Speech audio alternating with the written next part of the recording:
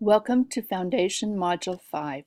Once everything has been turned in, I will be submitting your credit to Amanda Hanson, and she will put the credit onto your Cactus account.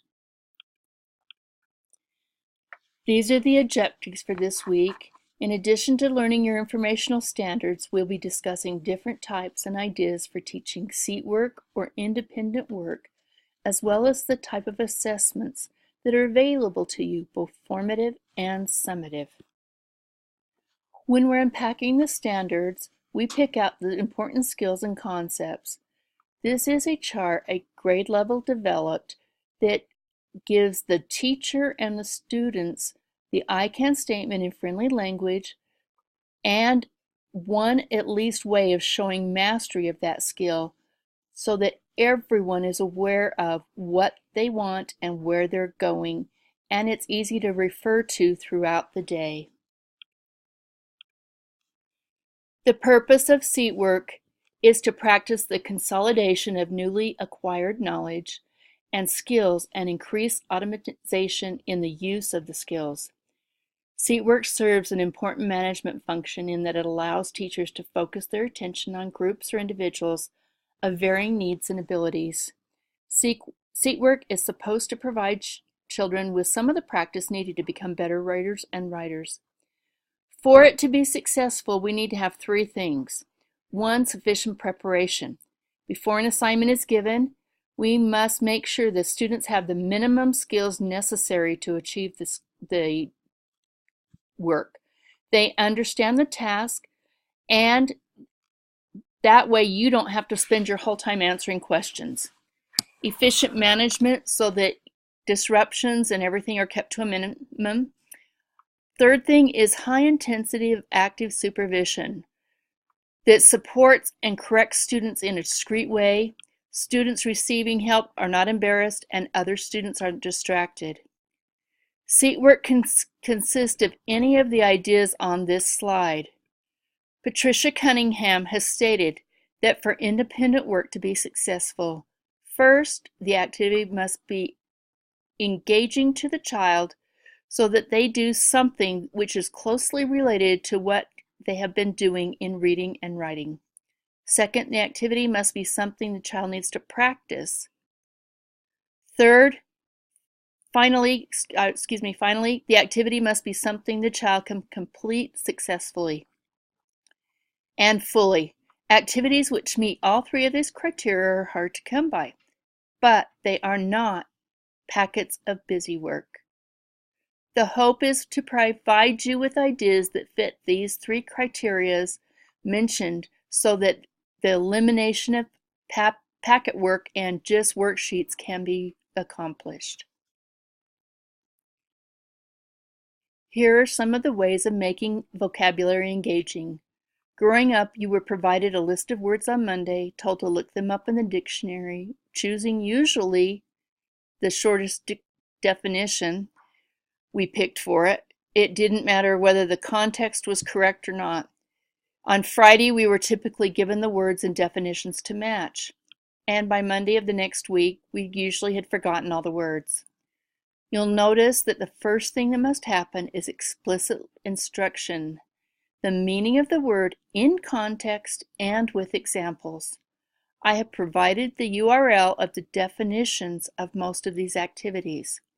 But if there's something you don't recognize or want to know more about, just let me know. There is a lot of research that supports teaching vocabulary in this way. The worst possible way is copying the words and looking them up in the dictionary. We need to make it engaging. There are many ways to do that. Marzano states that the most effective way of helping students really learn vocabulary is to have them draw a picture to go with the word. Here are some more activities for spelling. These aren't just the copy the word and write them 3 times and then copy them over in crayon or whatever you may choose. There are different ways we can do it so that it becomes more lasting in the student's mind. There is also a spelling inventory you can use that will help you identify where students are of need. Typically, teachers spend the first week of every 6 weeks of school introducing parts of speech, phrases, clause, or whatever that maybe they've learned from kindergarten on. Have the students do sequential exercises in grammar books and worksheets is the typical, believing they need to do this because they didn't learn grammar last year or the year before. Multiple research projects over the last 75 years have shown that students do not transfer grammar learned in isolation to their writing. Students see virtually no relation in their daily lives or in their future work to the labels attached to grammatical concepts. Yet, most grammar instruction focuses on the analysis of language rather than the use of it. This happens because they have not processed the concept on the levels demanded by Bloom's taxonomy. Thus, their processing is temporary and shallow rather than deep and permanent. We need to teach vocabulary as a tool to help students write better. It's now embedded in your writing. You'll notice on your maps that it is included in the writing area. Here are some ways of making it more effective and interactive. Grammar should be explicitly taught through the student's writing so that they see it in real life and use it. Management of seat work is the one thing that will let you work with small groups and not have half the class off task running around. These are just some of the questions you can ask yourself to be successful. Are the students not following along? Are they blurting out responses? Are they disturbing others? Are there delays in getting started? Are they out of their seat, not prepared with materials, non-compliant, arguing? Define expectations, teach expectations, monitor those expectations, encourage compliance, and then use correction procedures when they don't follow those things. There are many ways of identifying students in need of enrichment or intervention. These can be formal or informal tests, observations, and things like that. Analyzing patterns in their reading and writing, you could use F&P, running records, writing samples. Assessments to determine holes in their understanding can come from benchmarks, CFAs. That's the finalized tests or benchmarking tests in another way. There are also diagnostic assessments like the Phonics Core Assessment or spelling inventories. If you're in need of those inventories, please let me know and I'll be glad to send you a copy of them. Again, this goes through different ways of checking students' learning needs or capabilities.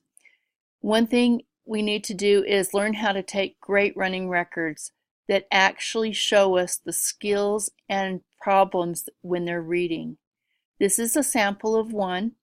If you're interested, there will be some running record classes coming up hopefully next year, and it's a really good class to take to make sure you are using the abilities of the students to the best you can.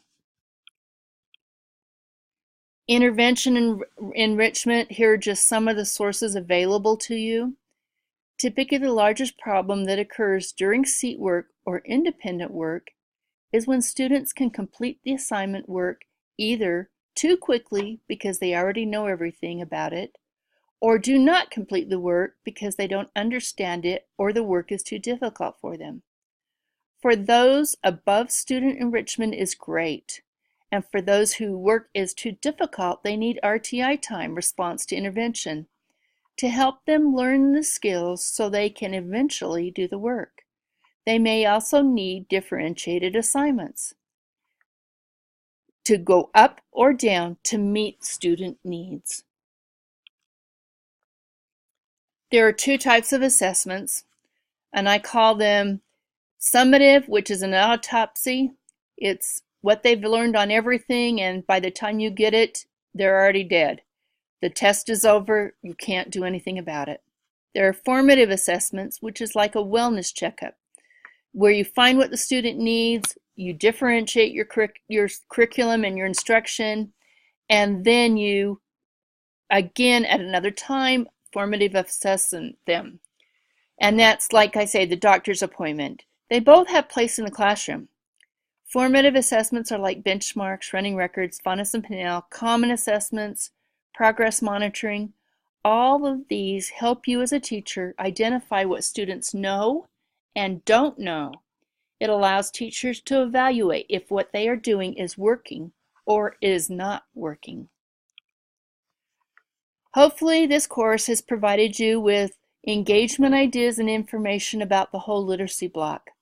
If you have questions about this module or anything in the literacy in the future, please feel free to contact me. Good luck with the rest of the year and with the rest of your future as a teacher that makes a difference in children's lives.